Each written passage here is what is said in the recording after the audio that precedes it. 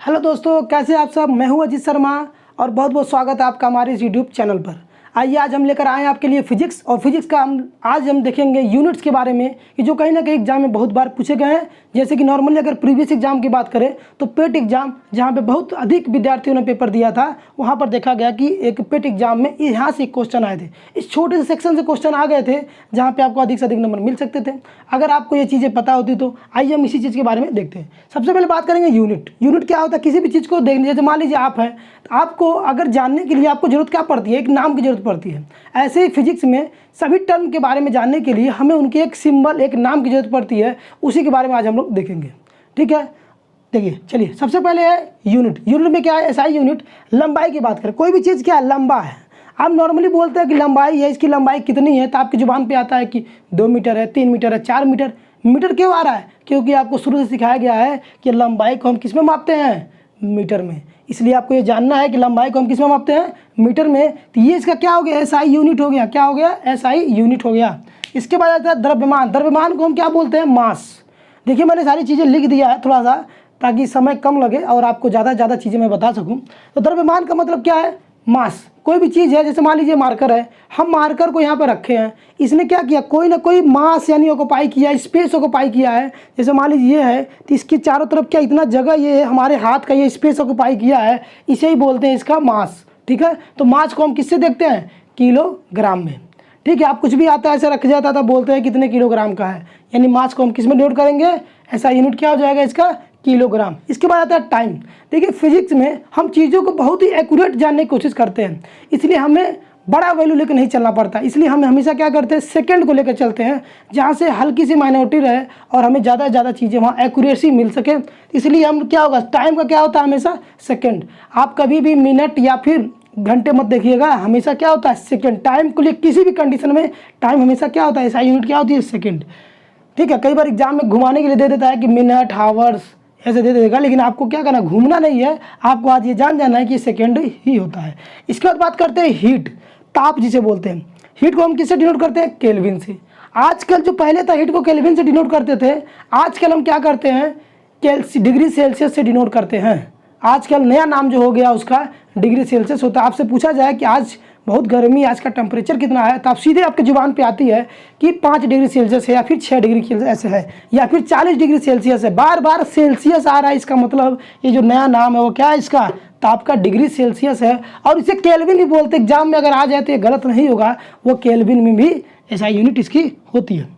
इसके बाद बात करते हैं करंट, बहुत ही इंपॉर्टेंट, और ये पेट में आया हुआ क्वेश्चन है। प्रीवियस अभी जस्ट जो पेट हुआ है उसमें आया हुआ क्वेश्चन है। तो दोस्तों इस बात को याद रखिएगा कि ये पोर्शन जो है देखने में छोटा है लेकिन बहुत ही इंपॉर्टेंट है। तो यहाँ देखिए, विद्युत धारा मतलब करंट। करंट को हम किससे मेजर करते हैं? ऐसा यूनिट क्या होती है? तो वो क्या होती है? एम्पियर। आप देखते हैं आपके चार्जर जो बॉक्स होते हैं, जो एडाप्टर होते हैं, एडाप्टर पे लिखा होता है 1.5 एम्पियर, 1 एम्पियर यानी चार्जर है। इसका मतलब क्या है? कितना ज़्यादा लोड वो ले सकता है। तो आपको ध्यान अब इस तरह से आपके दिमाग में होना चाहिए कि एम्पियर लिखा हुआ है, इसका मतलब क्या है? ये इलेक्ट्रिसिटी बताया जा रहा है, करंट बताया जा रहा है, कितना करंट होगा। तो इस तरह से करंट को हमेशा किससे मापते हैं? मेजरमेंट क्या है उसका? ऐसा यूनिट क्या हो जाएगी?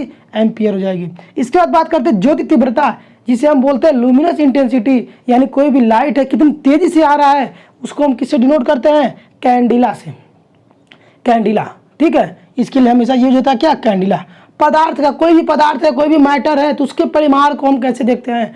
किसी भी मैटर का, तो मैटर को हम किससे देखते हैं? हमेशा मोल से। 1 मोल बोलते हैं, मोल बोलते हैं उसको। मैटर को हमेशा किससे बोलते हैं? मोल। इसके बाद बात आ जाती है समतल कोण की, तो इसे हम रेडियन से डिनोट करते हैं। धन कोण की, इसे हम स्टेरेडियन से डिनोट करते हैं। ताप का जो नया नाम है वो डिग्री सेल्सियस है। और आवृत्ति, जिसका मतलब है फ्रीक्वेंसी, आपने नॉर्मल लाइफ में सुना होगा कि 98.6 गीगा हर्ट्ज पे एफएम रेडियो आता है। इसका मतलब क्या है? वो हर्ट्ज जो बोला गया है वो किसके लिए है? वो फ्रीक्वेंसी बताई जा रही है। तो यहाँ से आपको समझ में आ जाएगा कि हमेशा जो फ्रीक्वेंसी जो होती है उसका ऐसा यूनिट क्या हो जाता है? हर्ट्ज होता है, जिसे शॉर्ट फॉर्म में हम HZ कहते हैं। समझ में आ गया? अब देखिए, अगर बात करें इनके शॉर्ट फॉर्म की, तो इसे हम मीटर को शॉर्ट में क्या लिखते हैं? M लिखते हैं। किलोग्राम को kg लिखते हैं। सेकेंड को S लिखते हैं। स्मॉल s, याद रखिएगा, स्मॉल एस कैपिटल एस नहीं। केल्विन को तो केल्विन ही करेंगे। एम्पियर, एम्पियर को भी AM से डिनोट करेंगे। मोल हो गया, रेडियन को हम आर डी से डिनोट करेंगे, स्टेरेडियन को भी एस डी से डिनोट करेंगे, ठीक है। ऐसे हर्ट्ज को हम क्या करेंगे, एच जेड से डिनोट करेंगे।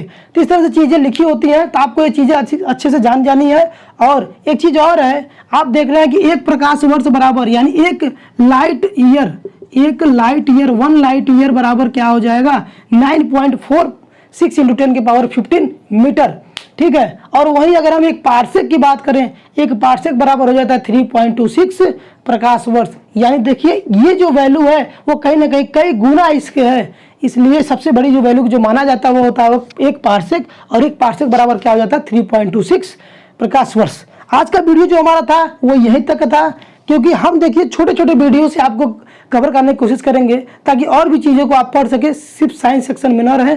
साइंस सेक्शन को हम चाहते हैं कि बहुत इजीली तरीके से थोड़े थोड़े करके आपको एकदम सारे चैप्टर करा दें। जैसे कि कल हम कराने वाले हैं गति, मोशन जिसे बोलते हैं, और मोशन में आपको पता है कि मोशन में वेलोसिटी आ जाएगा, त्वरण आ जाएगा, ठीक है, वेग आ जाएगा, ठीक है, एक्सीलरेशन आ जाए, तमाम ये चीज़ें हैं, डिस्टेंस, ये सब चीज़ें हैं, पढ़ने वाले हम उसमें हैं। तो आपको क्लास में बहुत इजीली तरीके से बताया जाएगा, जहाँ पर कोई प्रॉब्लम नहीं होगी, एकदम इजीली नॉर्मल लाइफ से एग्जांपल देकर बताया जाएगा, जहाँ पर 1% की प्रॉब्लम नहीं होने वाली है। और आपको फिजिक्स एकदम ईजी हो जाएगा, एकदम धड़ल्ले से आप क्वेश्चन को करेंगे, फिजिक्स में कोई भी कंसेप्ट आ जाएगा, कहीं भी आपका रुकेगा नहीं, ये मेरा वादा है। साथ ही बायोलॉजी क्लास मैंने डाल दी है, आप उसको देखिएगा। आज हम बायोलॉजी के और आगे के चैप्टर को करेंगे जो बहुत ही इंपॉर्टेंट होने वाला है। तो आप धीरे धीरे ऐसे साइंस के पूरे पोर्शन को कवर कर लेंगे, ठीक है। Thank you.